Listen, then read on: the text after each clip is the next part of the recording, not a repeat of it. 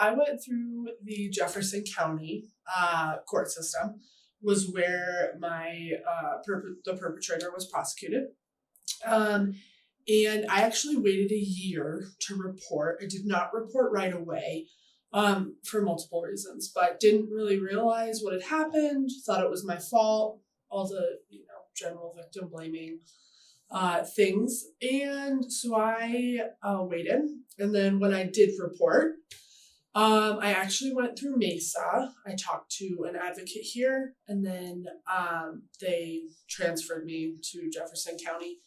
And I was immediately met with a detective, and he believed my story. There wasn't like a doubt there. He just wasn't very clear on what the route was from that point. He did mention that he wanted me to text that person and ask if he thought anything had happened. And I did. However, when I did that, it wasn't monitored. It was super unstructured. They weren't there for it. I did that while I was on a trip in Arizona. So he had finally responded to my message about a month later when I was in Arizona. And I got him to a point where he had like halfway confessed, said that he may have pushed it further or whatever. But it was super unstructured.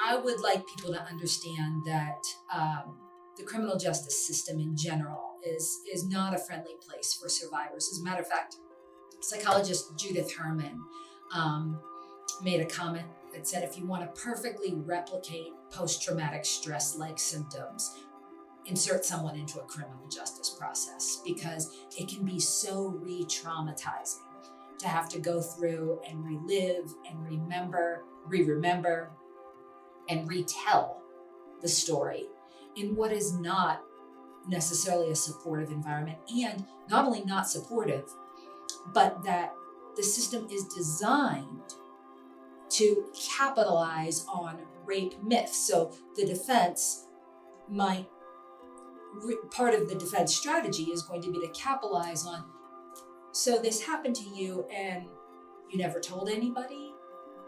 Really? This was so distressing to you, but you didn't make a report? So the defense is going to use those strategies as part of the case, which of course will feel potentially attacking and not good to the survivor. One experience that really stands out is a survivor who did not receive support from their family. They had gone to law enforcement, made a report, and were minimized by their loved ones, essentially. The experience wasn't serious enough to hold a perpetrator accountable. And so they were going through the process, believing very strongly within themselves that they were doing the right thing, and also doubting, because they're hearing from their loved ones and family members that it's not worth it or it's not serious enough. And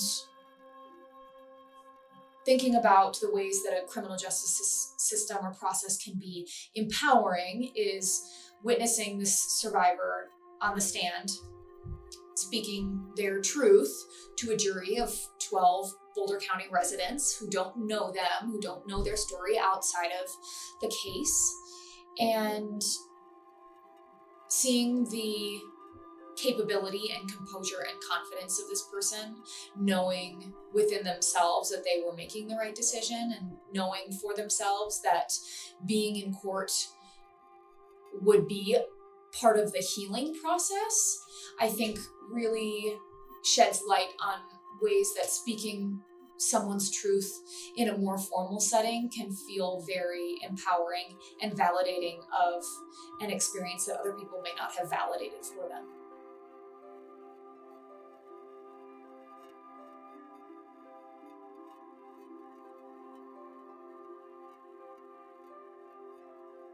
So I spoke earlier about a survivor having to retell their story multiple times, specifically with adult survivors.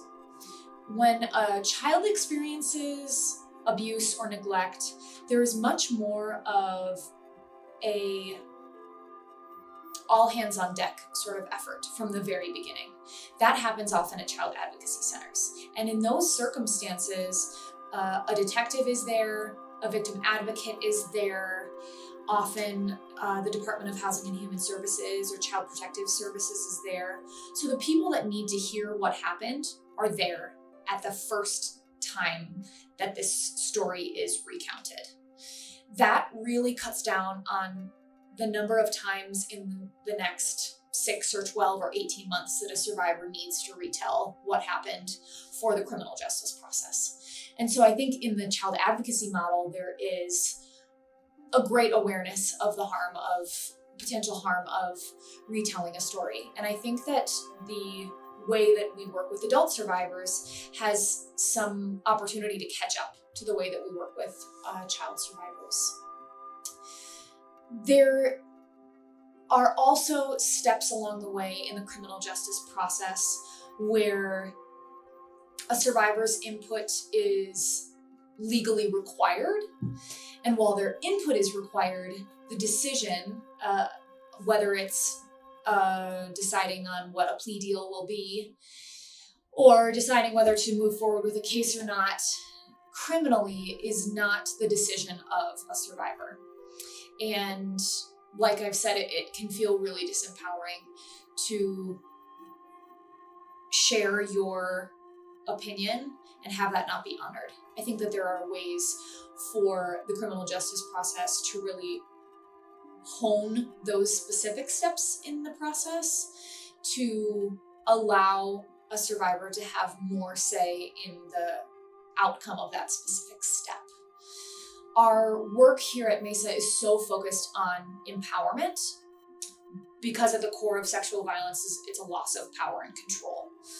So when our focus is empowerment and giving survivors the information that they need and then the freedom to make whatever decision or choice they want to make because they know what's best for them, it would be wonderful if the criminal justice process embodied more of that same empowerment, giving power back to someone who, at the core of this crime, lost it.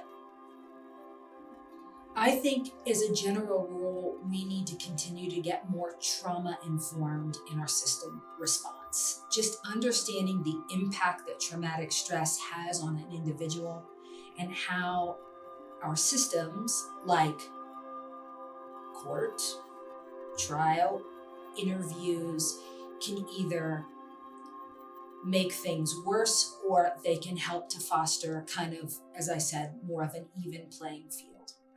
So I think we've started that movement, but we need to further it and we need to recommit to it time and time again to get better at being more trauma